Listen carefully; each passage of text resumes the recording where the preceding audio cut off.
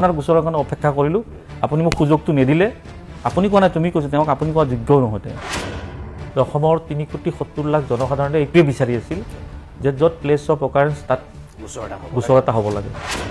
তেতিয়াৰ পৰা মই ছিংগাপুৰত গোচৰ দি আহিলোঁ তেতিয়াৰ পৰা এটা চক্ৰ সক্ৰিয় হৈ উঠিছে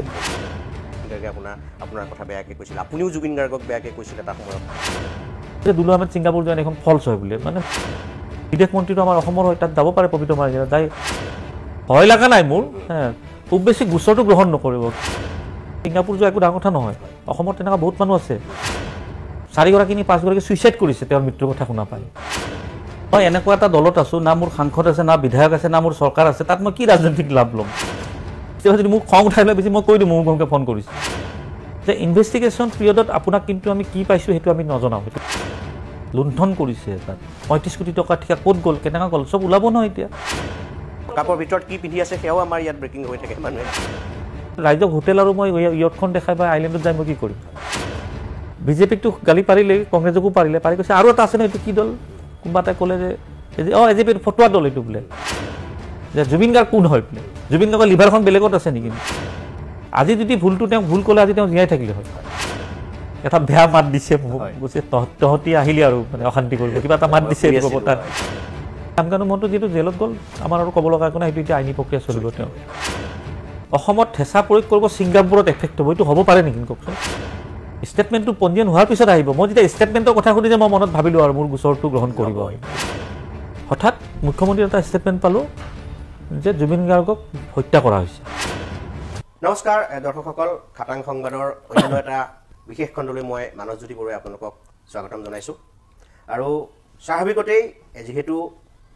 এতিয়া সমগ্ৰ ৰাজ্যজুৰি জুবিন গাৰ্গৰ চৰ্চা চলি আছে জুবিন গাৰ্গ নোহোৱা হোৱাৰ প্ৰায় 1.5 মাহ খবৰ হৈছে এতিয়ালৈকে ৰাজ্যবাসীয়ে জুবিন গাৰ্গৰ লগতনো ছিংগাপুৰত প্ৰকৃততে কি হ'ল কি ঘটিল সেই কথাটোকে এতিয়ালৈকে জানিব পৰা হোৱা নাই SITয়ে তদন্ত অব্যাহত ৰাখিছে বিভিন্ন দল সংগঠনে ন্যায়ৰ দাবীত আন্দোলন প্ৰতিবাদ অব্যাহত ৰাখিছে ডিজিটেলিও এটা মুভমেণ্ট চলি আছে যিটো অলৰেডি ৰেকৰ্ড ব্ৰেক কৰিছে ভালেকেইটা ৰেকৰ্ড ব্ৰেক কৰিছে #justice4Jubin Garg গতিকে আমি জুবিন গাৰ্গৰ কথাই পাতিব বিচাৰিছোঁ আৰু এই যে জুবিন গাৰ্গক লৈ এতিয়ালৈকে যিখিনি হৈ আছে ন্যায়ৰ দাবী আন্দোলন প্ৰতিবাদ সকলোৱে নিজৰ নিজৰ ধৰণে কাম কৰি আছে ৱেল অ'কে কাকো ক'ব লগা একো নাই ভালেই কৰিছে সকলোৱে কিন্তু মই ভাবোঁ এই গোটেই জুবিন গাৰ্গৰ এই সমগ্ৰ পৰিক্ৰমাটোত 19 ছেপ্টেম্বৰৰ পৰা এই সমগ্ৰ পৰিক্ৰমাটোত আটাইতকৈ যিটো ইম্পৰ্টেণ্ট কাম আছিল জুবিনৰ ন্যায় পাবৰ ক্ষেত্ৰত যিটো আটাইতকৈ ইম্পৰ্টেণ্ট কাম যিটো আছিল সেই কামটোৱে কৰিছিল এজন ব্যক্তিয়ে আৰু সেইজন অন্য কোনো নহয় আপোনালোকে জানে দুলু আহমেদ ডাঙৰীয়া দুলু আহমেদৰ সৈতে আমি আজি বহিছোঁ দুলুক প্ৰথমে স্বাগতম জনাইছোঁ আমাৰ অনুষ্ঠানলৈ ইতিমধ্যে মই কৈছোঁ এই কথাখিনি মেনশ্যন কৰিছোঁ যে বহুতে বহুত কৰিছে চৰকাৰে SIT গঠন কৰিছে SITয়ে SIT কাম কৰি গৈছে ৰাজনৈতিক বিভিন্ন নেতাই ৰাজনৈতিকভাৱে ন্যায়ৰ দাবী কৰিছে কিন্তু মোৰ দৃষ্টিৰে মই ভাবোঁ যে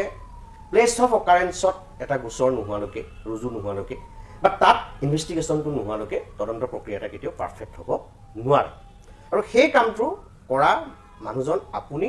একমাত্ৰ প্ৰথম আৰু একমাত্ৰ আপুনি সেইজন মানুহ যিয়ে গৈ ছিংগাপুৰত এখন FIR দাখিল কৰিছিল কেনেকৈ আপোনাৰ মনলৈ সেই কথাটো আহিছিল আৰু পৰৱৰ্তী সময়ত গৈ আপুনি ছিংগাপুৰত কেনেকৈ কি কৰিলে ইতিমধ্যে ছ'চিয়েল মিডিয়া যোগে বা বিভিন্ন সময়ত আপুনি সেই কথা ব্যক্ত কৰিছে তথাপি আজি আকৌ এবাৰ আপোনাৰ পৰা বিশেষভাৱে জানিব বিচাৰিছোঁ কেনেকৈ আপোনাৰ মনলৈ সেই কথাটো আহিছিল বা আপুনি কেনেকুৱা কাৰোবাৰ পৰা কিবা দিহা পৰামৰ্শ লৈছিল নে কেনেকৈ গৈছিল আৰু তাত গৈ কি হৈছিল পৰিস্থিতিটো ইয়াত দিহা পৰামৰ্শৰ কথাটো বাৰু থাকেই কিন্তু মূল কথাটো হ'ল যে জুবিন গাৰ্গৰ যেতিয়া 19 ছেপ্টেম্বৰত তেওঁৰ দুৰ্ঘটনাটো হ'ল ছিংগাপুৰত মই প্ৰথমে কথাটো অলপ মিছা বুলি ভাবোঁ কাৰণ আজিকালি ছ'চিয়েল মিডিয়াত ধৰি লওক বিভিন্ন ধৰণৰ উৰাবাতৰি ওলায় আৰু জুবিন গাৰ্গৰ মৃত্যু বুলি ক'লে সেইটো কোনো মানি ল'ব নোখোজে যিটো আজিও মানি ল'ব খোজা নাই তাৰপৰা মই প্ৰথমে ভাবিলোঁ যে কথাটো মিছা ওলাল পিছত ফোনাফোনি কৰি গম পালোঁ যে কথাটো সঁচা এইটো 19 ছেপ্টেম্বৰৰ কথা কৈ আছোঁ তেতিয়া মই ভাবিলোঁ যে তাত ছিংগাপুৰত ঢুকাইছে মই যাম বুলি মই ভাবিলোঁ সেই 19 তাৰিখে কাৰণ ছিংগাপুৰত যোৱা কাৰণে ইমান ডাঙৰ কথা নহয় ছিংগাপুৰ আজিকালি গুৱাহাটীৰ প্ৰায় ডাইৰেক্ট বিমানো আছে সপ্তাহত এবাৰ বা দুবাৰ যায় আৰু যাব তাত ভিছা লাগে আকৌ ভিছাৰ ক্ষেত্ৰত কি হৈ যায় মই যাম বুলি ভাবিছোঁ যদি মোক ভিছা নালাগে তাতে কাৰণ মোৰ আমেৰিকান ভেলিড ভিছা থাকিলে ছিংগাপুৰত আপুনি 4 দিনৰ কাৰণে থাকিব পাৰে তাৰ মই যেতিয়া 19 ছেপ্টেম্বৰ ভাবিলোঁ যে নহয় কালি এবাৰ যাম, তাত হয়তো ফৰ্মেলিটিজ থাকিব, আৰু তেনেকুৱা এটা সিদ্ধান্ত লৈ পিছদিনাখনে গম পালোঁ যে ইতিমধ্যে 20 তাৰিখে ডেড বডিটো আনিবই আৰু তাৰ পৰা ছিংগাপুৰৰ পৰা। তেতিয়া মোৰ যোৱাৰ কোনো হেৰি নহ'ল, ডেড বডি আনিলে 21 তাৰিখে গুৱাহাটী পালে, গুৱাহাটী বিমানবন্দৰৰ পৰা ঘৰলৈ নিলে, তাৰপিছত সৰু সজাই নিলে, তাৰপিছত সোণাপুৰ নিলে, 3 দিন যিটো প্ৰক্ৰিয়া সেইখিনিলে বাৰু চব ঠিকে আছে। সেইখিনিত ধৰি লওক চৰকাৰৰ যিখিনি কৰণীয় কাম কৰিছে আৰু এইটো যিটো সঁচা আৰু তাৰ মাজত অনুৰাগীৰ ভিৰত ক'ৰবাত কিবা ধৰি লওক ইমান কিবা থাকে, সেইটো ইমান ডাঙৰ বিষয় নহয়। তাত তেখেতৰ যেতিয়া অন্ত্যেষ্টিক্ৰিয়া সম্পন্ন হ'ল, তাৰ পিছৰ পৰা কি হ'ল, হঠাৎ মই এদিন টিভিত দেখিলোঁ যে অসম আৰক্ষীৰ দল ৰাওনা হৈছে ছিংগাপুৰলৈ। আপোনালোকেও পাইছে সেই কথাটো। মই ভাবিলোঁ যে অসম আৰক্ষীয়ে বিষয়টো খুব গুৰুত্ব সহকাৰে লৈছে, যাৰ বাবে ৰাওনা হ'ল। তাৰপিছৰ পৰা ইমান বিতৰ্ক আৰম্ভ হৈছে, হঠাৎ মুখ্যমন্ত্ৰীৰ এটা ষ্টেটমেণ্ট পালোঁ যে জুবিন গাৰ্গক হত্যা কৰা হৈছে। আকৌ 4গৰাকী যে শ্যামকানু মহন্ত, সিদ্ধাৰ্থ শৰ্মা, অমৃত প্ৰভা আৰু শেখৰ গোস্বামী, শেখৰে এটা ষ্টেটমেণ্ট দিলে যে বিষ পান কথাবোৰ মানে ভয়ংকৰ কথা হৈ যোৱা নাই জানো? এফালে মুখ্যমন্ত্ৰী কৈছে হত্যা, এফালে শেখৰে কৈছে এইটো, এফালে শ্যামকানু আৰু মহন্ত আৰু সিদ্ধাৰ্থ ধৰা পৰাই নাই। তেখেত শ্যামকানুৱে উচ্চতম ন্যায়ালয়ত গোচৰ ফাইল কৰিলে, মানে তেওঁ CID CBI তদন্ত বিচাৰি তাৰপিছত আকৌ মই আগতীয়াকৈ যেতিয়া অসমৰ অধিবক্তাই নল'ব বুলি ক'লে গোচৰটো, যে আমি জুবিনৰ গোচৰ শ্যামকানুৰ হৈ কোনো আমি এপিয়াৰ নহওঁ, তেতিয়া ধৰি লওক তেওঁৰ উচ্চতম ন্যায়ালয়ত যোৱাৰ এটা ৰাস্তা খোল খাই গৈছিল। আৰু সেইখিনি সময়ত মই এটা কেবিয়েট দি থৈছিলোঁ, যে কেবিয়েটটো কেনেকুৱা ধৰণৰ যে শ্যামকানু মহন্তই যিকোনো গোচৰ ফাইল কৰিলে শুনানিৰ পূৰ্বে মোৰ তাত খবৰটো আহিব, অফিচিয়েলি সেইটো কেবিয়েট বুলি কয়। আৰু খবৰ পালোঁ হঠাৎ যে শ্যামকানু মহন্তই উচ্চতম ন্যায়ালয়ত গোচৰ ৰুজু কৰিছে। মই লগালগ পিটিশ্যন ওলাই মই ৰাজহুৱা কৰি দিছোঁ এইটো, যে শ্যামকানু মহন্তই গোচৰ ফাইল কৰিছে আজি। মই আকৌ লগালগ পিছদিনাই মই দিল্লী গ'লোঁ উচ্চতম ন্যায়ালয়ত। যাই মই যিহেতু গোচৰ কৰা বুলি গম পালে, মই তাত ইমপ্লিটমেণ্ট হ'লোঁ যে কিয় তেওঁ যিকেইটা প্ৰেয়াৰ বিচাৰিছে, তেওঁ গ্ৰেপ্তাৰ কৰিব নালাগে বুলি কৈছে, আৰু CBI তদন্ত অসম চৰকাৰৰ বিৰুদ্ধেও কৈছে, কিবা এটা খুব পৰিকল্পিত এটা প্লেনিং কৰিছিল। আৰু এতিয়া মই যেতিয়া ইমপ্লিটমেণ্ট ফাইল কৰিলোঁ, ইমপ্লিটমেণ্ট ফাইল কৰাৰ পিছত পিছদিনাখনে গম পালোঁ যে তেওঁ গোচৰটো উঠাই ল'লে তাৰ পৰা, মানে শুনানিৰ বাবে গোচৰটো নাহিলে। এইটো ৰেজিষ্ট্ৰি ব্ৰাঞ্চতে প্ৰথম 8টা কিবা ডিফেক্টিভ আছিলে, তাৰপিছত মই যেতিয়া ইমপ্লিটমেণ্ট ফাইল কৰিলোঁ, তাৰপিছত তেওঁ গোচৰটো উঠাই ল'লে, শুনানিৰ বাবে নাহিল বাৰু। তাৰপিছত তেওঁ আহি জেলত গ'ল। শ্যামকানু মহন্ত যিহেতু জেলত গ'ল, আমাৰ আৰু ক'ব লগা একো নাই, সেইটো এতিয়া আইনী প্ৰক্ৰিয়া চলিব। তেওঁ বাকী 4গৰাকী যিটো আছে আইনী প্ৰক্ৰিয়া চলিব, যিটো গ্ৰেপ্তাৰ হৈছে। তাৰপিছত কথাটো এনেকুৱা হৈ গ'ল যে 4গৰাকীয়ে গ্ৰেপ্তাৰ হৈছে, বাকী মই PSO গৰাকী আৰু সিহঁতৰ কথাবোৰ বেলেগ। আৰু 11গৰাকীতো ছিংগাপুৰৰো জাহাজখনত আপোনাৰ ধৰি লওক অসমীয়া 15গৰাকী আছিলে, মানে অসমৰ 4গৰাকী আৰু ছিংগাপুৰত থকা 11গৰাকী, তাৰে 10গৰাকী ভাৰতীয় পাছপৰ্টত আছে আৰু 1গৰাকী ছিংগাপুৰ পাছপৰ্টত আছে। 4গৰাকী গ্ৰেপ্তাৰ হ'ল। হঠাৎ মুখ্যমন্ত্ৰীৰ ষ্টেটমেণ্ট পালোঁ, ইফালে আৰক্ষী যোৱা কথাটো একো খবৰ নাই, কিন্তু চৰকাৰে ষ্টেটমেণ্ট দিব লাগিছিল। এইটো এটা ভুৱা বাতৰি ওলাইছে, কাৰণ চৰকাৰৰ হৈ গৈছেতো। ক'ত ওলাইছে, কেনেকুৱা ওলাইছে বেলেগ কথা, কিন্তু বাতৰিত প্ৰকাশ পাইছিল কথাটো। এইটো মই বহুতবাৰ সংবাদ মাধ্যমত কৈছোঁ, যদি যোৱাই নাই, যোৱা বুলি কিয় ক'ব লাগে? আৰু যদি কথাটো ৰিমাৰ আছিলে, চৰকাৰৰ দায়িত্ব আছিল, এইটো দিয়া নাই। তাৰপিছত হঠাৎ আহিল মুখ্যমন্ত্ৰীৰ এটা ষ্টেটমেণ্ট পালোঁ যে ছিংগাপুৰত থকা 11গৰাকী প্ৰৱাসী অসমীয়া যেতিয়ালৈ তদন্তৰ বাবে ইয়াত নাহিব, আমাৰ তদন্ত প্ৰক্ৰিয়াটো আধৰুৱা হৈ থাকিব আৰু বেল পোৱাৰ সম্ভাৱনা থাকিব। অসমবাসী ৰাইজক হেঁচা প্ৰয়োগ কৰিব দিছে। এইটোত মোৰ কথাটো অলপ মানে মই অত পালোঁ দেই, কিবা যে হেঁচা প্ৰয়োগ কৰিব দিছে অসমবাসী ৰাইজক। অসমত হেঁচা প্ৰয়োগ কৰিব, ছিংগাপুৰত এফেক্ট হ'ব, এইটো হ'ব পাৰে নেকি কওকচোন? মোৰ অলপ সন্দেহ ভাৰি গ'ল। তাৰপিছত আকৌ দেখিলোঁ যে এইফালে প্ৰতিবাদ কৰিলে আকৌ লাঠিৰ কোব, জেল কাছাৰী এইবিলাক আছে, বহুত গ্ৰেপ্তাৰো কৰিছে। জেলত বহুত কেইগৰাকী আছে, হয়তো ভিক্টৰ দাসো আছে, এতিয়ালৈ ওলোৱা নাই, আৰু কোনোবা সোমাই আছে, মই ছ'চিয়েল মিডিয়াত পাই আছোঁ। এফালে কৈছে প্ৰতিবাদ কৰিব লাগে, প্ৰতিবাদ কৰিলে প্ৰতিবাদ হেঁচা, একজেক্ট হেঁচা শব্দটো কৈছে যে প্ৰতিবাদ কৰি হেঁচা প্ৰয়োগ কৰিব লাগে। হেঁচাটো ক'ত কৰিব পাৰে? অসমৰ ৰাইজটো গোটেই ছিংগাপুৰত উঠি যাব নোৱাৰে। তো মই এইবিলাক খেলি মেলি গোটেই। মই নাই, অলপ গণ্ডগোল আছে। আৰু সন্দেহ হৈ গ'ল, হঠাৎ এদিন গম পালোঁ যে 1গৰাকী প্ৰৱাসী অসমীয়া আহিব ইয়াতে। প্ৰথম 1গৰাকী কিয় ইমান দিন পিছত আহিব? 1গৰাকী আহিব, বাকীটো ইহঁতত থকা 4গৰাকী গ্ৰেপ্তাৰ হৈছে। মই ভাবিলোঁ সেই 1গৰাকী গ্ৰেপ্তাৰ কৰিব। আকৌ মই ভাবিলোঁ নহয়, এই 1গৰাকীক খুটপুচ কৰি এৰি দিব, তাৰপিছত আৰু পিছত ছেকেণ্ড টিমটো মই ভাবা মতেই হ'ল। কিন্তু প্ৰথম 1গৰাকী আহিল, তাৰপিছত দুদিন পিছত আৰু 2গৰাকী আহিল, তাৰপিছত আকৌ 3গৰাকী আহিল, তেনেকুৱা ধৰি লওক আহিছে ষ্টেটমেণ্ট লৈছে গৈ আছে এতিয়া মোৰ আচৰিত লাগিল যে জাহাজখনত আছিল 15 গৰাকী 4 গৰাকী গ্ৰেপ্তাৰ হৈছে এইটো একদম সাধাৰণ কথা নহয় জানো দোষী নিৰ্দোষী আদালতে ৰায় দিব যেতিয়া গোচৰ প্ৰক্ৰিয়া চলিব যিটো ছিংগাপুৰত চলিছে এতিয়া কিন্তু পুলিচৰ কামটো গ্ৰেপ্তাৰ কৰি তেখেতসকলে চাৰ্জশ্বিট দিব বা ফাইনেল ৰিপৰ্ট মানে দিব আৰু যে আমি এইখিনি পালোঁ এতিয়া জেলত আছে এতিয়া বাকী আদালতৰ কাম সেইটো প্ৰক্ৰিয়া আৰম্ভ হোৱাই নাই এতিয়া আদালতৰ প্ৰক্ৰিয়াটো এতিয়াও আৰম্ভ হোৱা নাই এতিয়া তদন্ততে আছে এই মুহূৰ্তত 1.5 মাহ হৈ গ'ল আপুনি যিটো কৈছে তদন্ত ষ্টেজতে আছে তেতিয়া মই দেখিলোঁ যে নহয় এইটো এটা বিৰাট ডাঙৰ বাকী খেলি মেলি বুলি কথাটো কৈছে হত্যা কৈছে আৰু কেতিয়াবা কোনোবা কৈছে বোলে জুবিন গাৰ্গে মৃত্যুৰ পূৰ্বে মাথাত দুখ পাইছিলে বুলি কৈছে পষ্টমৰ্টম ৰিপৰ্টত ওলাইছে শৰীৰত আঘাত পোৱা বুলিও কৈছে আকৌ অলপ পিছত আকৌ অলপ পিছত কৈছে নহয় এইটো পষ্টমৰ্টম ৰিপৰ্ট ফল্ছ হয় এনেকুৱা ৰাইজ দুধুৰ মুধুৰত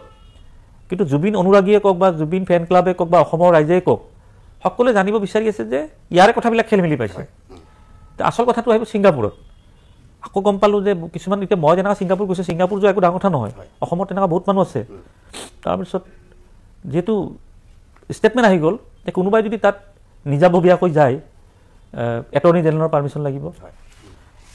কনচুলেটৰ পাৰ্মিশ্যন লাগিব হোম মিনিষ্ট্ৰীৰ পাৰ্মিশ্যন লাগিব এই ইমান ঝেমেলাত কোনোবাই ছিংগাপুৰত যাব নেকি কোনো নাযায় মই ঝেমেলা ভাল পাওঁ কাৰণে মই গৈছোঁ বেলেগ কথা ইমান ঝেমেলাত কোনো নাযায় আকৌ কোনোবা পিছত টুৰিষ্ট ভিছাটো যাব নোৱাৰে বোলে টুৰিষ্ট ভিছাত যাই কিনে যদি তাত সোধপোছ কৰে সেই তাকো গ্ৰেপ্তাৰ কৰিব আইন বিৰোধী হ'ব মই বোলো এইবিলাক মানে একদম সস্তীয়া কথা হৈছে মই নাই মই যাম সাংবাদিককো লগ কৰিলোঁ সাংবাদিক ভয়ত নগ'লেই মই দুগৰাকী সাংবাদিক কৈছিলোঁ যোনে যায় মোক যোগাযোগ কৰিব কিন্তু নাহিল আৰু ভয় খাইছে আৰু কাৰণ ক'ত কি ঝেমেলা লাগিব তাত এক্সিডেণ্ট হৈছে ছিংগাপুৰত আৰু ছিংগাপুৰৰ আইনখন আৰু ছিংগাপুৰ পুলিচ গোটেই পৃথিৱীৰ ভিতৰত 4 নং স্থানত আছে কিন্তু বহুত কঠোৰ আৰু তাত আপুনি মানে সেই মিছা সস্তীয়া কথা কৈ বাচি যাব নোৱাৰে আৰু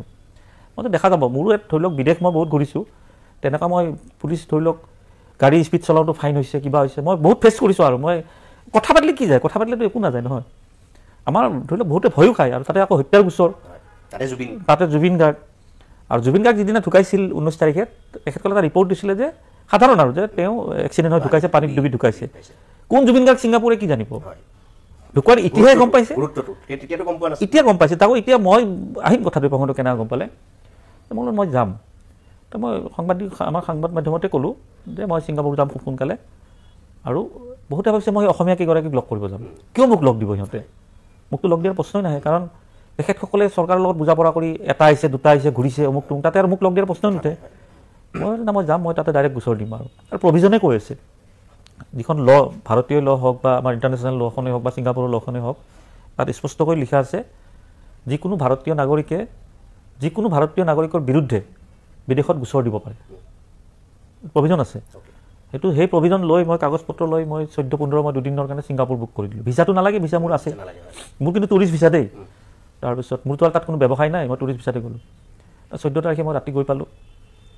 গৈ 14 অকলে কোনো নাই মানুহ মোৰ লগত আৰু কোনোবাই যাম বুলি হ'লে 10 দিন 12 দিন ভিছা লাগে বহুত কথাও আছে এইবিলাক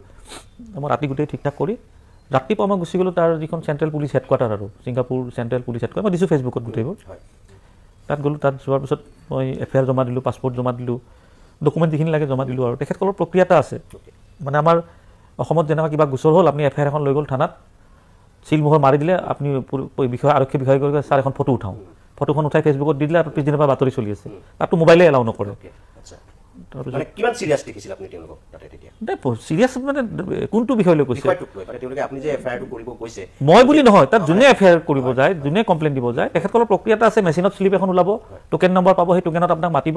কাউণ্টাৰত সুধি তেওঁ ফাইলটো পঠাই দিয়ে আৰক্ষী বিষয়াগৰাকীলৈ আৰক্ষী বিষয়াগৰাকী চাব যে মেটাৰটো ক'ৰ হয় কাৰ হয় তাৰপিছত আৰক্ষী বিষয়াগৰাকী সিদ্ধান্ত ল'ব যেতিয়া আৰক্ষী বিষয়াগৰাকী তাত গ'ল তেখেতে মোক ক'লে যে হেৰি এটা কাম কৰক প্ৰথম মোক সুধিলে যিখিনি সুধিছে বাৰু মই কথাখিনি আহিম কিয় আহিলোঁ কি হ'ল জুবিন গাৰ্গ কোন হয় মোৰ ইণ্টাৰেষ্ট কি মই পৰিয়ালৰ হয় নে নহয় মই কি বিচাৰিছোঁ এইবিলাক বিভিন্ন ধৰণৰ কথা তেতিয়ালৈকে চাগে জুবিন গাৰ্গ আমাৰ কাৰণে কি বা জুবিন গাৰ্গ মানুহজন আচলতে কেনেকুৱা সেই বিষয়ে তেওঁলোক চাগে ইমান তেতিয়ালৈকে মই গৈছোঁ 14 তাৰিখেতো তেতিয়ালৈ ধৰি লওক অলপ কথাটো আহিছে কিন্তু ইয়াতে যি ধৰণে প্ৰচাৰ হৈছে সেই ধৰণে কিন্তু নহয় মোক ক'লে এটা কাম কৰক আপুনি আৰু ৰখিব লাগিব আপোনাৰ মেটাৰটো মানে বহুত ধৰণৰ ইয়াত আইনী প্ৰক্ৰিয়া আছে আপুনি 2 ঘণ্টামান ৰখিব লাগিব হ'ব মই ৰখিম আৰু আকৌ মই তাত 2 ঘণ্টাটো ৱেটিং ৰুম ধুনীয়া ৰুম আছে তাত বহিলোঁ বহি আকৌ 2 ঘণ্টা পাছত মোক মাতি গ'লে এটা কাম কৰক সিহঁতে সোধপোছ কৰিলে ক'ৰবাত দেই কৰি মোক ক'লে যে আপুনি মেৰিনা বে NCP পুলিচ ষ্টেচনটোত যাওক যিখন মই ফটো দিছোঁ তাতে মই ক'লোঁ যে তাতে কৈছে মানে জুবিন গাৰ্গ যেতিয়া সাগৰত ডুবিছিলে বা যিটো দুৰ্ঘটনা হৈছিলে সাগৰৰ পৰা যেতিয়া পাৰলৈ লৈ আহিছিলে লৈ নিয়াৰেষ্ট পুলিচ ষ্টেচন আছিল মেৰিনা বে সেইখন অঁ তেওঁলোকৰ পুলিচে গৈছিলে মই এইবিলাক কথা পাতোঁতে ওলাইছে তো তালৈ যাওক আপুনি আৰু তাতে এই কথাখিনি আকৌ মানে মই তাত যাই ক'ব লগা হৈছে মই ক'লোঁ 7 ঘণ্টা লাগিছে 7 ঘণ্টা 2খন থানাৰ কাৰণে লাগিছে তাত মই যেতিয়া গ'লোঁ যোৱাৰ পিছত ভিতৰত সোমালোঁ সেই তাত একেই প্ৰক্ৰিয়া আকৌ যিবিলাক বহিলোঁ বহাৰ পিছত তাত অকণমান ভিৰটো কম আছিলে তাত মোক সুধিলে যে কিয় আহিলে মই ক'লোঁ এফআইআৰখন দিলোঁ চালে চাই মেলি তেওঁ মোক সুধিলে যে আপুনি কোন হয় মই ক'লোঁ মই তেওঁৰ বন্ধু হয় ক'লে পৰিয়ালৰ লোক নেকি মই পৰিয়ালৰ লোক নহয় আপুনি কি বিচাৰিছে মই ক'লোঁ তদন্ত বিচাৰিছোঁ অঁ মই 11টাৰ নাম লিখি দিছোঁ তাতে আৰু মই ক'লোঁ তাৰে 7গৰাকী নে 6গৰাকী মই এটেণ্ডেড বুলিও লিখা আছে আৰু নট এটেণ্ডেড বুলিও লিখা আছে চালে তাৰপিছত তেখেতসকলে ক'লে যে মোক বহিব দি তেওঁ ফোনটো লৈ বাহিৰত গুচি গ'ল মোৰ কাগজখন লৈ এফআইআৰখন লৈ গৈছে দেই মই লক্ষ্য কৰি আছোঁ আৰু গোটেইবিলাক তাৰপিছত অলপ পিছত তেওঁ আৰু 1 ঘণ্টা 40 মিনিটমান হ'ল আৰু আকৌ আহিছে আহি মেলি আকৌ মোক সুধিছে যে হেৰিৰ এই আপুনি ইণ্ডিয়াত এফআইআৰ দিছিলে নেকি মইতো তাত দিয়া নাই ইণ্ডিয়াত 65খন এফআইআৰ আহিছেই ঘটনাটো ঘটিছে তেতিয়া মোক ক'লে যে হেৰি কৰক এই আপোনাক ষ্টেটমেণ্টত মাতিলে আহিব পাৰিবনে নহয় মই পাৰিম ষ্টেটমেণ্টটো পঞ্জীয়ন হোৱাৰ পিছত আহিব মই যেতিয়া ষ্টেটমেণ্টৰ কথা সুধি যে মই মনত ভাবিলোঁ আৰু মোৰ গোচৰটো গ্ৰহণ কৰিব মই পাৰিম ক'লে ঠিক আছে মোৰ পাছপৰ্ট চালে ভিছা চালে মই কোন হোটেলত আছোঁ তাৰপিছত মোৰ মোবাইল নম্বৰ মেইল আইডি চব চালে আৰু গোটেই তেখেতৰ কম্পিউটাৰ নোট কৰি আছে আৰু এগৰাকী অফিচাৰে মোক সুধি আছে থিয় হৈ এগৰাকী বহি আছে কম্পিউটাৰ চলাই আছে আৰু ছাইডত এগৰাকী বহি আছে বহি থাকোঁতে মোক ক'লে যে ঠিক আছে আপুনি ৰখক আকৌ ওলাই গ'ল বাহিৰত মই এবাৰ ভাবিলোঁ মোকে ধৰি থয় নেকি আজি সিহঁতে আৰু বিদেশত তেনেকুৱা ছিংগাপুৰ পুলিচ অলপ ধৰি লওক ভয় লগা নাই মোৰ খুব বেছি গোচৰটো গ্ৰহণ নকৰিব কিন্তু মই যুক্তিটো দিছোঁ নহয় তেতিয়া মই ক'লোঁ নহয় মই এইবাৰ টুৰিষ্ট লাইনত কথাটো ক'ম সিহঁতৰ ওপৰত আকৌ আহিল মই তেতিয়া ক'লোঁ যে মই এটা কথা ক'ব বিচাৰোঁ মই কি কৰিম মই আপোনালোকৰ দেশখন গোটেই টুৰিষ্টৰ ওপৰত নিৰ্ভৰশীল ইয়াত এগৰাকী টুৰিষ্ট আহি ঢুকাইছে আৰু সেই টুৰিষ্টগৰাকী মোৰ বন্ধু গতিকে সেই টুৰিষ্টগৰাকী কোন হয় আপোনালোকে জানি লওক আগে সেই টুৰিষ্টগৰাকী যেতিয়া ডেড বডিটো ইয়াৰ পৰা আপোনালোকে পঠাই দিয়াৰ পিছত তেওঁক যিটো অসমৰ মানে তেওঁক যিটো ৰিচিভ কৰিলে বিমানবন্দৰৰ পৰা গোটেই ৱৰ্ল্ডত 4 নং স্থান দখল কৰিছিলে আপুনি মই ক'লোঁ গুগলত আপুনি আপডেট পাই যাব মাইকেল জেকচন এলিজাবেথৰ পিছতে জুবিন গাৰ্গৰ নামটো আহিছিলে তাততো এটাও মিছা ক'ব নোৱাৰে আপুনি তাত মিছা কোৱা মানে চব আপডেট আছে আৰু মই ক'লোঁ যে গুগলে এৱাৰ্ড দিছে humming king of the world বুলি সেইটোতো সাধাৰণ ব্যক্তি নহয় 4গৰাকী নে 5গৰাকী ছুইচাইড কৰিছে তেওঁৰ মৃত্যুৰ কথা শুনা পায় 65খন এফআইআৰ ফাইল হৈছে গতিকে সেইকাৰণে 11গৰাকী ইয়াত থাকে তেখেতসকলৰ আধা দি তদন্তত গৈছে আধা দি যোৱা নাই সেইখিনিক যোৱাৰ ব্যৱস্থা কৰিব লাগে আৰু পেৰেলেলি তদন্তটো ইয়াতে চলিব লাগে এফআইআৰখনত মোৰ দিয়া আছে এফআইআৰখন দি দিম বাৰু আপোনালোকক এইটো মিডিয়াত ওলাইছে অলৰেডি তাৰপিছত ধুনীয়াকৈ যে হ'ব দীঘলকৈ তেখেতসকলৰ পেডত কিবা টাইপ কৰি তাৰপিছত মোক এখন কাগজ ওলাই দিলে ডিজিটেল চাইন মাৰিবলৈ কলমৰ নহয় আৰু তাত ডিজিটেল চাইনটো মই মাৰিলোঁ মাৰাৰ পাছত কৈছে যে হেৰি কৰক এই আপুনি মেইল চাই থাকিব আপোনাৰ গোচৰটো আমি পঞ্জীয়ন কৰিলোঁ আৰু মেইলত আপডেট পাই থাকিব মই বিৰাট ভাল পালোঁ আৰু তেতিয়া অসমৰ 3,70,00,000 জনসাধাৰণে এইটোৱে বিচাৰি আছিল যে য'ত প্লেচ অফ অকাৰেঞ্চ তাত গোচৰ এটা হ'ব লাগে গোচৰটো তেতিয়ালৈ হোৱা নাছিলে CID এনে মেইলত থ্ৰু এম্বেচি বা থ্ৰু গভৰ্ণমেণ্ট যিটো চলি আছিল কিন্তু গোচৰটো তাত আইনী প্ৰক্ৰিয়ালৈ যোৱা নাছিলে আৰু যেহেতু ঘটনাটো তাত হৈছে ইয়াতে আপুনি যিমানে তদন্ত নকৰক তাৰে ৰিপৰ্টটোৰ ওপৰত মেইন হ'ব ঘটনা তাত হৈছে ইয়াতেতো ক'ব নোৱাৰে কোন দোষী নিৰ্দোষী আৰু দোষী নিৰ্দোষী মই এইটোও কৈছোঁ এইটো আদালতত যেতিয়া গোচৰটো চলিব তাত প্ৰমাণ হ'ব আৰক্ষীয়ে দোষী নিৰ্দোষী ক'ব নোৱাৰে আৰক্ষীয়ে গ্ৰেপ্তাৰ তথ্য প্ৰমাণ যোগান ধৰিব সেইখিনি কৰিব মোক মই ভাল লাগিল তাৰপিছত মোক তেতিয়া আৰু ফ্ৰীলি কথা পতা আৰম্ভ কৰিলে আৰু মই ক'লোঁ যে এইখন পুলিচ তেতিয়া তেখেতসকলে ক'লে যে আমি ইয়াৰ পৰাই গৈছিলোঁ তেখেতৰ হেৰিত আৰু পৰিয়ালৰ প্ৰসংগটো তেতিয়া উত্থান কৰি পৰিয়ালৰ লোক আহিব নেকি মোক সুধিছে তেতিয়া মই গম পাইছোঁ মানে তেখেতসকলে পৰিয়ালৰ লোকো অহাটো বিচাৰে মই ক'লোঁ মইতো গম নাপাম মই যাই বাৰু কথা পাতিম আৰু মই এখন গৰিমা ডাঙৰীয়াক এখন পত্ৰ দিছোঁ যে আপোনালোকো গোচৰ কৰক একো নাই নকৰিলেও বা কৰিলেও একো নাই ইতিমধ্যে গোচৰ এটা মোৰ গৈছে আৰু চৰকাৰৰ পিছত গ'ল 21 অক্টোবৰত গ'ল এতিয়া কথাটো তাৰ মই যেতিয়া আহিলোঁ অহাৰ পিছত মেইল আহি পিছত ফ'ল' আপটো কৰিছে আপোনাৰ লগত মই কৈছোঁ তাকে মই প্ৰায় 7 ঘণ্টাৰ পিছত ৰাতি 8টা বাজিল এইটো 15 তাৰিখৰ কথা আৰু মোৰ 16 তাৰিখে মোৰ দিনৰ 11টা বজাত আকৌ মালয়েছিয়ালৈ ফ্লাইট আছে তো মই ৰাতি 8টাত আহিলোঁ 8টাত আহি দেখিলোঁ মোৰ কাম হৈ গ'ল আৰু অকলে থাকিব মন যোৱা নাই মই কোনো ইয়ৰ্টখনৰ জেগাটোত যোৱা নাই, মই কোনো হোটেলত যোৱা নাই, কোনো দৰকাৰো নাই। তাত যোৱা বুলি গম পালেও কিবা কোনোবা পুলিচে যদি গম পায় কোনোবা ইণ্ডিয়ান এগৰাকী আছে, সেইটো তাত তোমাক এৰেষ্ট কৰি দিব পাৰে, কোনো কথা নাই। এইবিলাকত মোৰ দৰকাৰ নাই। মই ৰাইজক হোটেল আৰু মই ইয়ৰ্টখন দেখাই বা আইলেণ্ডত যাই মই কি কৰিম? মই ৰাতি আহিলোঁ, দেখিলোঁ যে অকলে ভাল লগা নাই থাকি, মই এয়াৰপৰ্ট আহি গ'লোঁ। মোৰ 2 দিনৰ বুকিং আছিল, একদিনতে কাম হৈ গৈছে। এয়াৰপৰ্ট আহিলোঁ, এয়াৰপৰ্ট আহি মোৰ কাউণ্টাৰত যাই ক'লোঁ মোৰ কালি 11টাত আছিলে ফ্লাইটটো, ছেম এয়াৰ এছিয়াৰ ফ্লাইট। তেতিয়া মোক ক'লোঁ মোক আগুৱাই দিব লাগে, মানে মালয়েছিয়াৰ ছিংগাপুৰৰ পৰা মালয়েছিয়া বহুত আধা ঘণ্টাৰ মূৰে মূৰে ফ্লাইট আছে। তেতিয়া তেখেত ক'লে মোক ৰাতি 3টা বজাত ফ্লাইট এখন দিলে। মোৰ মানে বহুত সময় বাচি গ'ল আৰু প্ৰায় 10-12 ঘণ্টা মোৰ বাচি গ'ল। তাত মই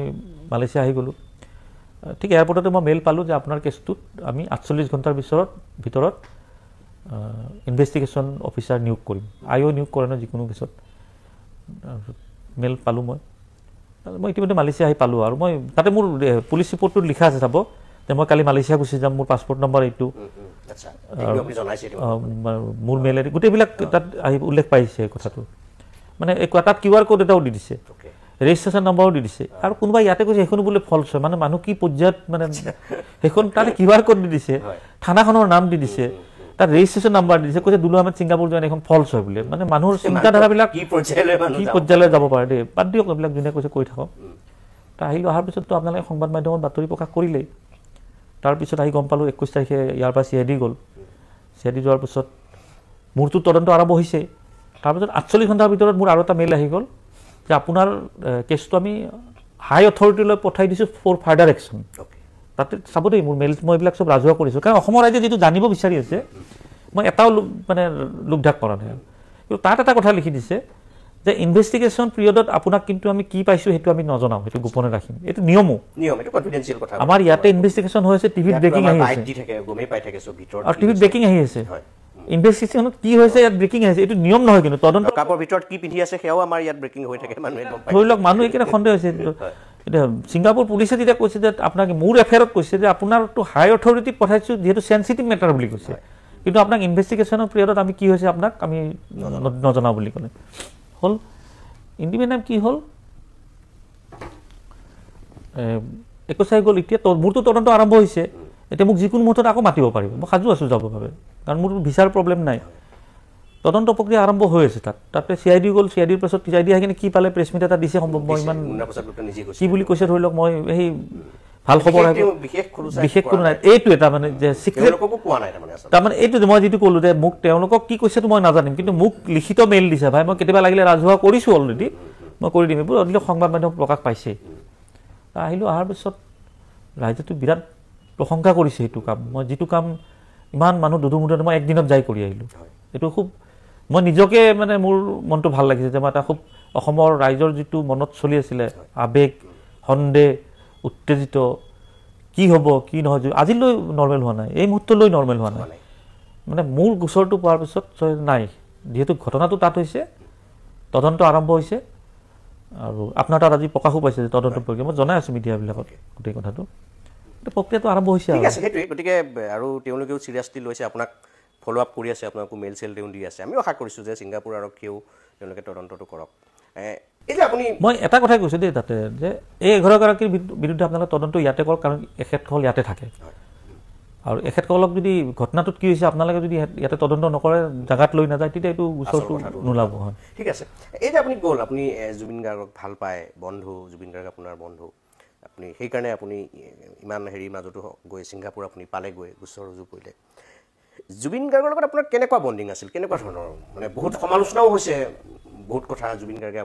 আপোনাৰ কথা বেয়াকৈ কৈছিল, আপুনিও জুবিন গাৰ্গক বেয়াকৈ কৈছিল এটা সময়ত, সেই ধৰণৰ কথা বাৰ্তাবোৰো ওলাইছে। সেই বিষয়টো আহি মই তাৰ মাজত এটা কথা কওঁ, মই যিদিনা ইয়াতে আহিলোঁ, মই এটা সংবাদ মাধ্যমত এই ছিংগাপুৰৰ বিষয়টো আলোচনা হ'ল। আলোচনাতে মই তাত এটা কথা ক'লোঁ যে অসমৰ পৰা প্ৰায় 500গৰাকী অসমীয়া ছিংগাপুৰত থাকে, 500 ঘটনাত জড়িত আছিল 11গৰাকী, বাকী 490গৰাকী এজনো কিয় এফআইআৰ নিদিলে, বা চৰকাৰে কিয় মানে চেষ্টা নকৰিলে? তাতোতো এখন সাধাৰণভাৱে মই যি ধৰণে ইয়াৰ পৰা যাই দিছোঁ, তাত ছিংগাপুৰত থকা কোনোবা এজনেতো দিব পাৰে। হয়, বিদেশ মন্ত্ৰীটো আমাৰ অসমৰ হয়, তাত যাব পাৰে পবিত্ৰ মাৰ্ঘেৰিটা, যাই এছ'চিয়েশ্যনক লগ কৰি ক'ব পাৰে যে আপোনালোকে মানে এইটো হেৰি হৈছে, আপোনালোকে গোচৰ দিয়ক, কিবা এটা আলোচনাটো একোটো কৰা নাই। মই সংবাদ মাধ্যমত দিয়াৰ পিছদিনা ৰাতিপুৱা মোৰ তাত ফোন আহিল তেওঁৰ নাম নম্বৰ আছে, খালি কৈছে যে আপুনি দৰকাৰ পৰিলে ৰাজহুৱা কৰিব, কিন্তু মই আপোনাক জনাইছোঁ আপোনাৰ কালি মন্তব্যবোৰ চাইছোঁ, কিন্তু আমি লাজ পাইছোঁ, কাৰণ এই ইয়থ পাৰ্টিটো এছ'চিয়েশ্যনে কৰা নাছিল, এইটো তেখেতৰ ইণ্ডিভিজুৱেল আছিল বুলি কৈছে। আৰু লগত এটা কৈছে যে সুস্মিতা গোস্বামী তেওঁ ষ্টুডেণ্ট ভিছাত থকা বুলি কৈছে, তেওঁ ষ্টুডেণ্ট নহয়, তেওঁ চাকৰি কৰি আছে, তেওঁ ষ্টুডেণ্ট বুলি কৈছে, তেওঁ ষ্টুডেণ্ট ভিছাত গৈছে, তেওঁ ষ্টুডেণ্ট নহয়, চাকৰি কৰি আছে। আৰু ক'লে যে নহয় আমি এতিয়া বিৰাট লাজ পাইছোঁ যে 11 গৰাকীৰ কাৰণেতো আমি 457 আছে বুলি কৈছে, কৈছে আমি 450ৰ ওপৰত আছোঁ, মানে 500 নাই, আমি এতিয়া আলোচনা কৰিম, কৰি আমি কিবা এটা সিদ্ধান্ত ল'ম। এতিয়া তেখেতসকলে কি আলোচনা কৰে নকৰে মোৰ, কাৰণ তেখেতসকল হৈ গ'ল ছ'চাইটিখনৰ, তেখেতসকলৰ বিৰুদ্ধে মই গোচৰ দিয়া নাই, মই ছিংগাপুৰ এছ'চিয়েশ্যনৰ নামটো দি দিছিলোঁ তাতে। আৰু এছ'চিয়েশ্যনৰ ফালৰ পৰা হোৱা নাই, সিহঁতে ক্লিয়াৰেঞ্চ দিছে, তাত বাতৰি ওলাইছিল 20 তাৰিখে যে ইয়থ পাৰ্টি কোনো এছ'চিয়েশ্যনৰ নিৰ্দেশত হোৱা নাছিলে, এৰেঞ্জমেণ্টত হোৱা নাছিলে, ইণ্ডিভিজুৱেলি কৰিছিলে। গতিকে সেই পাৰ্টটো তাত ধৰি লওক বাকী 400 কিমান অসমীয়া, এইটো সিহঁতে কিবা সিদ্ধান্ত ল'ব, কি ল'ব মোৰ এইটো জনাৰ দৰকাৰ নাই, এইটো তেখেতসকলৰ বিষয়, মই মোৰ কাম কৰি আছোঁ। এতিয়া হওক আপুনি জুবিন গাৰ্গৰ লগত যিটো মোৰ বিতৰ্কৰ কথা ক'লে, বিতৰ্কটো ধৰি লওক কেনেকুৱা, জুবিন গাৰ্গৰ লগত মোৰ চিনাকি হৈ গ'ল প্ৰথম 2003 কেনেকুৱা, মই পশ্চিম গুৱাহাটী বিহু সন্মিলনৰ সাধাৰণ সম্পাদক আছিলোঁ, বহুত পুৰণি বিহু এখন পশ্চিম গুৱাহাটী, তাত মই জুবিনৰ প্ৰগ্ৰেম আছিলে, আৰু জুবিনৰ তেতিয়া ষ্টাইলটো মানে বেলেগ ধৰণে যায় আৰু একদম গোটেই মিউজিক চিউজিক তেওঁ লৈ একেবাৰে জুবিন গাৰ্গ আহা বুলি ক'লে একেবাৰে গাড়ী চাৰি ভৰি পূৰা তেনেকুৱা এটা পৰিৱেশ। মই যিহেতু সাধাৰণ সম্পাদক আছিলোঁ, তেওঁ মঞ্চত গান গালে, গান গোৱাৰ পিছত নামি অহাৰ পিছত এনেকৈ আমি বহিলোঁ, মোৰ প্ৰথম চিনাকি এইটো দেই 2003 চনত। তেতিয়া আমাৰ সভাপতিয়ে চিনাকি কৰি দিলে, তেখেত দুলু আহমেদ হয় আমাৰ সাধাৰণ সম্পাদক, নাই তেওঁতো কথা বতৰা ভদ্ৰই আৰু। তেতিয়া আমাৰ মানে কি হৈছে, তেওঁ গান গাব গ'লে তেওঁ যিটো মানে তেওঁতো এটা মাননি থাকিব, সেইটো আৰুতো লোকদাক কৰাৰ কথা নহয়, কিন্তু তেওঁ মাননিটো বেছি গুৰুত্ব দিয়ে তেওঁৰ হেণ্ডছখিনিৰ কাৰণে, গাড়ী খৰচ তেনেকুৱা। তেতিয়া আমাৰ কিবা এটা পইচা কম আছিলে দিব, মই ক'লোঁ যে আপোনাক কালি ৰাতিপুৱা বাকীখিনি দিলে, কৈছে একো নাই, মইতো আৰু গান অসমৰ কাৰণে গাওঁ, হ'ব একো নাই, দিলেও দিব নিদিলেও নাই, তেনেকুৱা ধৰণৰ মন্তব্য আৰু। এইটো হ'ল 2003 চনৰ কথা। তাৰপিছত 2005 চনত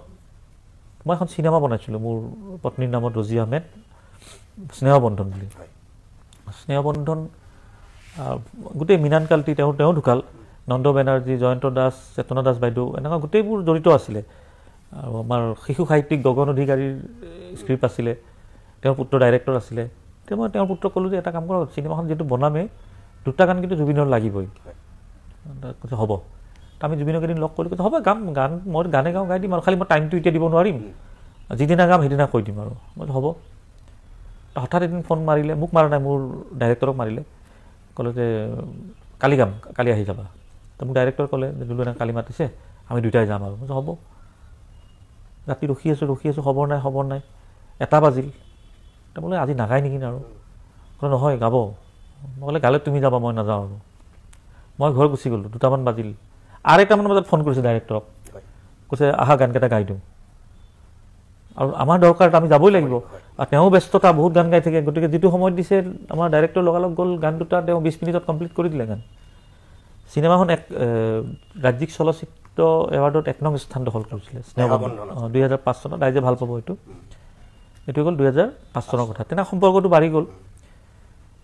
তেতিয়া তেওঁ বোম্বাই গুৱাহাটী খুব অহা যোৱা কৰি থাকে, তেওঁৰ ষ্টুডিঅ' বোম্বাইত আছিলে। এদিন কিংফিচাৰ বিমানত মই আৰু আমাৰ ক্ৰিকেটাৰ নিশান্ত বৰদলৈ বুলি, আমি 2টাই গুৱাহাটী বিমানবন্দৰত লগালগি হ'লোঁ। নিশান্তই ক'লে যে মই বোম্বাই যাম, তোমাৰ ফ্লাইট একে ফ্লাইট। ক'লে আমি ৰ'বা, আমি টিকেটটো একেলগে কৰিলোঁ। আমি কাউণ্টাৰত যাই 2টাই,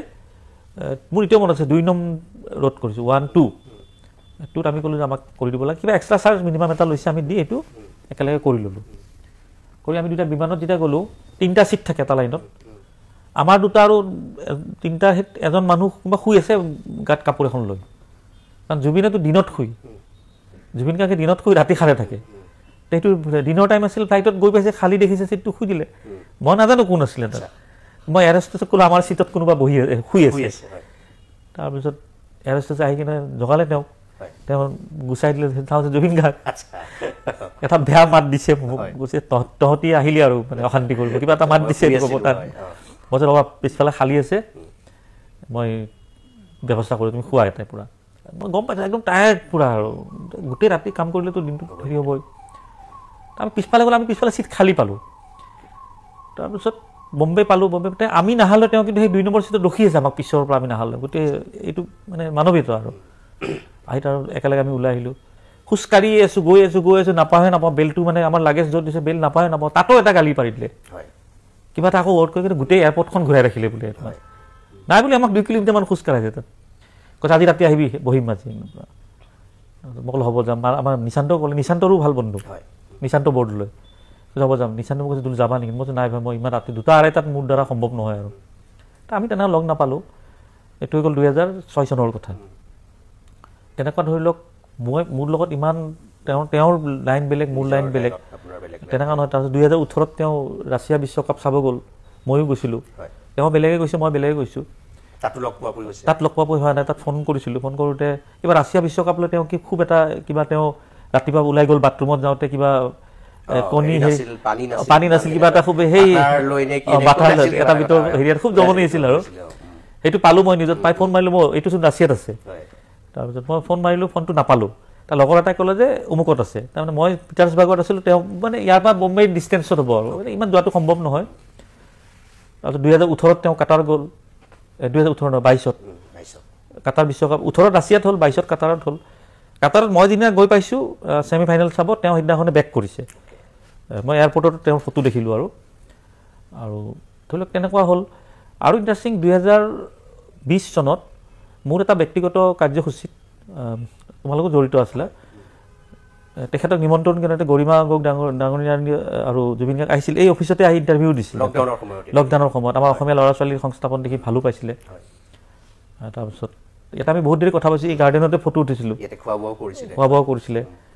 খুব গোটেইখিনি পাইছে আৰু তেনেকুৱা বাঢ়ি গ'ল আৰু ইণ্টাৰেষ্টিং কথা 2020 চনতে মই মোৰ তাত ইয়াতে যেতিয়া ইণ্টাৰভিউ দিয়ে তেতিয়া মই কৈছিলোঁ যে তোমাৰ নামত এটা চিনেমা হল বনাই আছোঁ মই হাজোত বনাই আছোঁ চবেই গম পায় সেইটো কাম এতিয়াও চলি আছে কাৰণ আজিকালি চিনেমা হলবোৰ মাটিত নহয় বিল্ডিঙত হয় আৰু বিল্ডিঙত হ'লে ওপৰত হয় গতিকে তাতে মোৰ 4 তলা কমপ্লিট হৈছে আৰু ধৰি লওক অহা বছৰৰ ভিতৰত চিনেমা হলটো ওলাই যাব ভূপেন হাজৰিকাৰ প্ৰেক্ষাগৃহ এটা ওলাই যাব 100-200 চিটাৰৰ এইটো 20 চনতে মই কাম আৰম্ভ কৰিছোঁ তেতিয়া মই তেওঁক ক'লোঁ যে যাব লাগিব আৰে মোৰ নামত হল আছে মই কিয় নাযাম যাম মোক খালি ডেটটো দিবা আৰু সেইটো গ'ল হঠাৎ এদিন কি হ'ল তেওঁ ৰাজনীতি বেয়া পায় চবেই জানে কেতিয়াবা বিজেপিক গালি পাৰে কংগ্ৰেছক গালি পাৰে অমুকক গালি পাৰে চবকো গালি পাৰে এদিন হঠাৎ দেখিলোঁ কটন কলেজৰ কিবা প্ৰগ্ৰেম এটাত কৈ দিলে বিজেপিকটো গালি পাৰিলে কংগ্ৰেছকো পাৰিলে পাৰি কৈছে আৰু এটা আছে ন এইটো কি দল কোনোবা এটাই ক'লে যে এজেপিৰ ফটোৱা দল এইটো বোলে তেনেকৈ এটা মন্তব্য দিলে মই ভাইচ প্ৰেচিডেণ্ট হৈ আছিলোঁ তেতিয়া তাৰপিছত মই যেতিয়া নিউজত আহিল দেই মই ধেমালিতে কৈ দিলে বাদ দিয়ে এইটো মই ৰিয়েকশ্যন এইটো পিছত আকৌ থিয়েটাৰত এখন বৃন্দাবন থিয়েটাৰ ক'ৰবাত গৈছিলে তাতো যাই ক'লে মোৰ লগত কাৰ আন্দোলন কৰিব কাৰণে পাৰ্টি খুলি দিছে এইটো ফটোৱা পাৰ্টি বুলি কৈ দিছে যেতিয়া দুবাৰ দুটা জেগাত দিলে তেতিয়া মই লুৰিণক ফোন মাৰিলোঁ যে লুৰিণে কৈছে এইটো বহুত বেয়া হৈছে আপুনি এটা ষ্টেটমেণ্ট দিয়ক চিত্ৰ তেওঁৰ বন্ধু চিত্ৰ ষ্টেটমেণ্ট দিব ভয় খায় জুবিন গাৰ্গৰ এগেইনষ্টে ষ্টেটমেণ্ট দিব এটা ইমান কিন্তু মই দেখিলোঁ যে সেই ষ্টেটমেণ্টটো তেওঁ ভুল কথা কৈছিলে ভুলটো ভুল আজি যদি ভুলটো তেওঁ ভুল ক'লে আজি তেওঁ জীয়াই থাকিলে হয় তেওঁৰ লগত থকা এইবিলাকৰ উচতনি লুণ্ঠনে কৰিলেতো যদি মইতো বিৰাট বেয়াকৈ সমালোচনা কৰিছিলোঁ সেইখিনি সময়ত কৰাৰ পিছত কিন্তু এটা কথা কি হ'ল ৰাইজে কিন্তু বেয়া পালে তেওঁক সেইটোত যে জুবিনে পাৰ্টি এটা ফটোৱা ক'ব নালাগিছিলে তাৰ বস্তুটো যে বাঢ়ি গৈ আছে এটা টক শ্ব' এটা হ'ল এটা সংবাদ মাধ্যমত টক শ্ব'ত জয়ন্ত কাকতি আহিল জুবিনৰ যিগৰাকী বন্ধু ময়ো আছিলোঁ আৰু বিজেপিৰ MLA আছিলে এগৰাকী জয়ন্ত কাকতি কথাই কৈ দিলে নহয় গৰিমা বৌ বেয়া পাইছে কালি কৈছে যে এইটো তুমি বেয়া কথা কৈছা এইটো আমি উঠাই লোৱা বুলি ক'বা টক শ্ব'ত জয়ন্ত কাকতি উঠাই লৈছে মই কৈছোঁ মই যদি কিবা কৈছোঁ মই উঠাই লৈছোঁ সেই বিষয়টো তাতেই শেষ তাৰপিছত মই পাৰ্টিৰ ষ্টেটমেণ্ট আছিলে মই দিছোঁ বা মই নিদিলে বেলেগেও দিলে হয় কি সেইটোক লৈ কোনো এফেক্ট হোৱা নাই কিন্তু একাংশ চেষ্টা কৰি আছে আৰু তাৰপিছত আকৌ মই ছ'চিয়েল মিডিয়াত মই ক'লোঁ যে এইটো মইতো আৰু জুবিন গাৰ্গ নহয় ন জুবিন গাৰ্গৰ গোটেই শ লাখ ফ্ৰেণ্ড ফলোৱাৰ্ছ আছে মই আকৌ এদিন ফেচবুকত টুইটাৰত দিছোঁ যে জুবিনৰ কথাটোৱে শুদ্ধ ভুল মোৰে আছিল মই সেইখিনি পৰ্যন্তও দিছোঁ সেইটোতো আপুনি চেঞ্জ কৰিব নোৱাৰে ন টুইটাৰতো আপুনি ৱৰ্ড চেঞ্জ কৰিব নোৱাৰে তাৰপিছত মই আপডেটো দিলোঁ যেতিয়াৰ পৰা মই ছিংগাপুৰত গোচৰ দি আহিলোঁ তেতিয়াৰ পৰা এটা চক্ৰ সক্ৰিয় হৈ উঠিছে আৰু সক্ৰিয় হৈ উঠা চক্ৰটো কোনো বেলেগ নহয় আকৌ বিজেপিৰ মহিলা মৰ্চাৰ ৰাজ্যিক সম্পাদিকা কোনোবা যুৱ মৰ্চাৰ সম্পাদক আৰু কোনোবাৰ ডেজিগনেশ্যন নাই কিন্তু জয় শ্ৰীৰাম ফ্লেগখন পিছফালে এই যিটো মানে তেখেতসকলে এটা শ্লোগান দিয়ে একদম উগ্ৰভাৱে চব বিজেপিৰ পক্ষৰ দেই তেতিয়া মই ভাবিলোঁ তাৰমানে ইহঁতে পাৰ্টিটো মোক টাৰ্গেট কৰি লৈছে সিহঁতৰ পাৰ্টিৰ হেৰিটো মই মোৰ কাম কৰিছোঁ টাৰ্গেট কৰিছোঁ মই এইটোক লৈ মই গুৰুত্ব দিয়া নাই গতিকে বিতৰ্কটোক লৈ আচ্ছা তাৰপিছত মই ক'লোঁ যে মোৰ বিতৰ্ক যদি ইমান স্থান পাইছে মুখ্যমন্ত্ৰীটো এদিন মঞ্চত বহি উঠি কৈ দিছিলে মহিলাসকলক ইয়াত এজন আহি কে বুলি কৈ দিয়ে আৰু আপোনালোকক পিছৰখিনি ক'ব দিয়ে এইবিলাক আমি লাজ পাওঁ এইটো আমাৰ সংস্কৃতি নহয় অমুক তমুক প্ৰশান্ত ফুকনো বেয়াকৈ কৈছে মন্ত্ৰী যে জুবিন গাৰ্গ কোন হয় বোলে জুবিন গাৰ্গৰ লিভাৰখন বেলেগত আছে নেকি তেওঁ গান কেইটাৰ বাহিৰে বাকী মানুহটোৰ কোনো মূল্য নাই বুলি কৈছে কি বোলে প্ৰশান্ত ফুকনে কি কান্দা নাই নেকি কোনোবাই কৈছে মই প্ৰশান্ত ফুকনৰ কথা কওঁতে প্ৰশান্ত ফুকনৰ কোনোবাই কৈছে যে দুলু তুমি প্ৰশান্ত দাক কৈছা মই কৈছিলোঁ প্ৰশান্ত ফুকনেও কৈছিলে মোক কিয় বিজেপি টাৰ্গেট কৰি আছে ইয়াতে বিজেপি টাৰ্গেট কৰাৰ কাৰণে মই প্ৰশান্তৰ কথা কৈছোঁ বা মুখ্যমন্ত্ৰীৰ কথা কৈছোঁ মোক টাৰ্গেট নকৰিব মই নকৰোঁ টাৰ্গেট কিয় টাৰ্গেট কৰিলে আপোনাক আচলতে তেখেতসকলে টাৰ্গেট মানে কি এই যিটো ন্যায় প্ৰক্ৰিয়াটো বিজেপি চৰকাৰখনক দুখ দি আছে তাতে আকৌ মই যাই এফআইআৰ ৰেজিষ্টাৰ কৰি আহিলোঁ তাতে বিচৰা নাছিল বুলি সকলোকে ক'লে ভুল হ'ব বহুত বিজেপিৰ মানুহ মোৰ তাত ফোন আহিছে কেতিয়াবা খং উঠিব মই কৈ দিম কিন্তু কেতিয়াবা যদি মোক খং উঠাই লৈ বেছি মই কৈ দিম মোৰ গমকে ফোন কৰিছে মই এইবিলাকত বিতৰ্কত নাযাওঁ কৈছে আমি মানে দলে বিচৰা কামটো আমি ক'ব নোৱাৰোঁ কিন্তু তুমি কৰিছা ভাল কৰিছা এইটো তেনেকুৱা আৰু যিবিলাকে বিচৰা নাই এইটো সস্তীয়া কথা কৰিব আজি বোলে কিবা আৰু ক'ৰবাত কোনোবাই কিবা গোচৰ দিছে নাজানো মানে ছ'চিয়েল মিডিয়াত আপুনি বিষবাষ্প বিয়পোৱা বুলি ২৭টা গোচৰ চলি আছে মানহানি গোচৰ ২৮টা হ'ল কি হ'ল তাতে আৰু ইতিমধ্যে মোৰ মানহানি গোচৰ চলিয়ে থাকে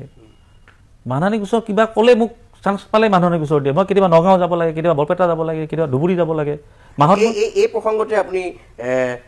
ননীগোপাল মহন্তৰ প্ৰসংগ আহিল ননীগোপাল মহন্তৰ লগতো আপোনাৰ এটা সংঘাত হৈ গ'ল সংঘাত বুলি একো নহয় মোৰ কথা হ'ল যে এই পৰিয়ালটো যি চৰকাৰে নাহক সদায় ডাঙৰ ডাঙৰ পদবীত আৰু এতিয়া চাওক গোটেই কালচাৰৰ ঠিকাটো চৰকাৰখনে শ্যামকান্ত মহন্তক দি থৈছিল নাই নৰ্থ ইষ্ট ফেষ্টিভেল ৰঙালী অমুক তুমুক কিবা কিবি ছিংগাপুৰত গ'ল অমুক গ'ল তুমুক গ'ল ননীগোপাল মহন্ত ভিচি কেনেকুৱা লৈছে কি লৈছে আমি দেখিছোঁ আগৰ ভিচিৰ কাৰ্যকাল শেষ নোহোৱা নাই আধাতে তেওঁক অত্যাচাৰ কৰি কেনে খেদি ননীগোপালে ল'লে এইবিলাক বাৰু পাৱাৰ গেম মোৰ ক'ব লগা নাই তাত যাই তেওঁ গোহালি নিৰ্মাণ কৰিছে লুণ্ঠন কৰিছে ভায়েকৰ পাৰ্টনাৰশ্বিপ ফাৰ্মৰ নামত ঠিকা দিছে মন্দিৰ নিৰ্মাণ কৰিছে বিশ্ববিদ্যালয়ত এতিয়া কোনোবাই ক'ব দুলু আহমেদে মন্দিৰ বিৰোধী মোক মন্দিৰ বিৰোধী কথা কৈ লাভ নাই মই মন্দিৰ বিৰোধীৰ কথা ক'ব গ'লে মোৰ ঘৰত ভাত বন্ধ হ'ব প্ৰথম কাৰণ মোৰ পত্নী হৈ গ'ল সনাতন ধৰ্মৰ এইবিলাক মোক মন্দিৰ বিৰোধী মোৰ কথা হ'ল যে আজি নাজানে আজি মই দেখিছোঁ বাৰু আৰু তাতে কালি যদি এগৰাকী কোনোবা খ্ৰীষ্টান হৈ যায় তেওঁ কি চাৰ্চ বনাই ল'ব নেকি কোনোবা যদি মুছলিমে তেওঁ কি মছজিদ বনাই ল'ব নেকি কথাটো শিক্ষা অনুষ্ঠান পবিত্ৰ শিক্ষা অনুষ্ঠানে হৈ থাকক তেওঁ ঘৰৰ ভিতৰত তেওঁ এটা মন্দিৰ বনাই ল'ব ক'ব লগা একো নাই সেইটোক লৈ কোনোবাই সনাতন আজি সাৰ পাইছে আকৌ আজি 40 দিন হৈ গ'ল আজি সাৰ পাইছে যে দুলু আহমেদে সনাতন বিৰোধী মই ভাই মই সনাতন বিৰোধী নহয় হ'লে মোৰ ৰাইজে মোক কি কৰিব মই নাজানো মোৰ ঘৰত প্ৰথম মোৰ ভাতটো বন্ধ হ'ব আৰু মোক নকৰিবা ভাই তোমালোকে ঘৰত ভাত মোৰ ঘৰত বলা ঘৰত মোৰ পূজাও দেখিবা ৰোজাও দেখিবা মোৰ মূৰ্তিও দেখিবা চব দেখিবা তাতে আল্লাহো দেখিবা এইবিলাক মই ইমান কেয়াৰ কৰা মানুহ নহয় গতিকে ননীগোপালৰ লুণ্ঠন হঠাৎ তেওঁ ক'লে যে দুলু আহমেদৰ বিৰুদ্ধে মই মানহানি গোচৰ দিম এইটো ক'লে ২৭ তাৰিখে গোচৰটো বাদেই দিলোঁ মই এখন আইনী জাননীও নাহিল যে তুমি ভুল কথা কৈছা উইথড্ৰ কৰি লোৱা বুলি এটা নিয়ম যিটো থাকে আৰু না আইনী জাননী না গোচৰ এতিয়া মই RTI দিলোঁ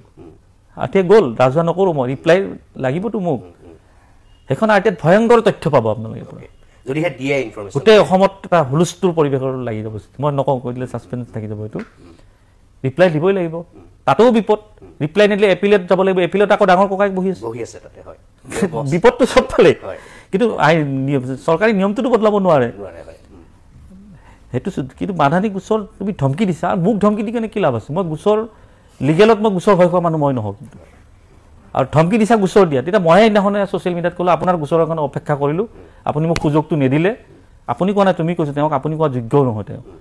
তোমাৰ বিৰুদ্ধে মই এতিয়া তদন্তৰ গোচৰ কৰি আছোঁ তুমি সাজু হৈ যোৱা বুলি কৈছোঁ মই ৰাজহুৱাকৈ যদি কৈ দিলোঁ মই কৈ দিলোঁ আৰু গোচৰ হ'ব তদন্ত ননীগোপাল মহন্তৰ ওপৰত কৰামেই মই কৰাম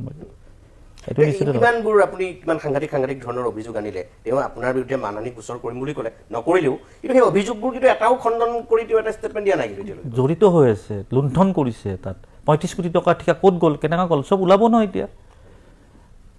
বাউন্সাৰ লৈছে তেওঁ তাত চৰকাৰী চিকিউৰিটি লৈছে তেওঁ কোটি টকাৰ তেওঁ নিজৰ অফিচটো বনাই লৈছে ৰিপেয়াৰিঙৰ নামত লুণ্ঠন কৰিছে তেওঁ DA TA যিবিলাক এনাউন্সমেণ্ট থাকে চব সেইবিলাকৰ নামত লুণ্ঠন কৰিছে তেওঁৰ কাৰ্যকালত কোনো ধৰণৰ ইণ্টাৰভিউ নোহোৱাকৈ নিযুক্তি দিছে তাত এইবিলাকতো ওলাই আহিব কাক দিছে নিযুক্তি সিহঁতৰ এডুকেশ্যন কোৱালিফিকেশ্যন কি এইবিলাকতো চব RTI তথ্যত ওলাই আহিব নহয় মই কৈছোঁ যিদিনাখনে RTI তথ্যখন ওলাব অসমত এটা ভয়ংকৰ জোকাৰণি হ'ব বুলি ক'লোঁ মই মই আজিয়ে কৈ দিলোঁ। অ'কে, আমি সামৰিব লাগিব, সময় হৈ আহিছে। মই আপোনাক শেষ কথা এটা সুধিছোঁ, ইতিমধ্যে আপোনাৰ গোচৰত ইনভেষ্টিগেশ্যন ছিংগাপুৰত আৰম্ভ চলি আছে, মই কৈ আছোঁ। ইয়াতো এছ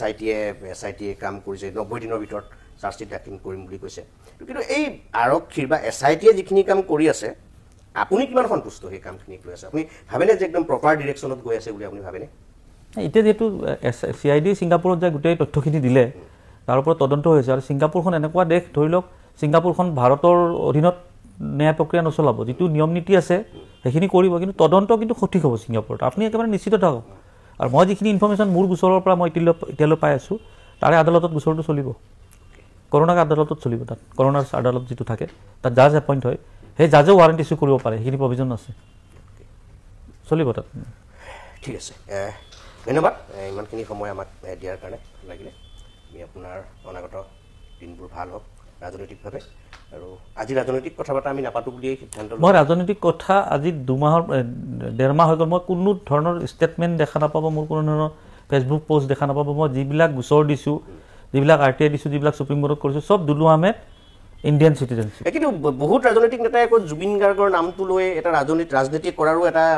কুচকাৱাজ আমি দেখিছোঁ। কিন্তু তেনেকুৱা এটা হৈছে, সন্মুখত যিহেতু নিৰ্বাচনটো আহি আছে। আপোনাৰ প্ৰতিও কোনোবাই অভিযোগৰ আঙুলি টোৱাইছে যে যিহেতু তেওঁ ইলেকশ্যন আহি আছে, তেওঁ নিৰ্বাচন খেলিব, গতিকে এইটোকে মই এনেকুৱা এটা দলত আছোঁ, না মোৰ সাংসদ আছে, না বিধায়ক আছে, না মোৰ চৰকাৰ আছে, তাত মই কি ৰাজনৈতিক লাভ ল'ম? উল্টা মোৰ এতিয়া চাব, পৰহি তেওঁৰ মুক্তি লাভ কৰিব চিনেমাখন, মই গোটেই হলটো বুক কৰিছোঁ, আহিব আপোনালোকেও। ৰুদ্ৰাক্ষ মলত 216টা ছিট আছে, অনাথ আশ্ৰমৰ শিশুসকল আৰু বৃদ্ধাশ্ৰমৰ আমাৰ আই মাতৃসকল। এইটো মোৰ লাভ হ'ল নেকি? কিবা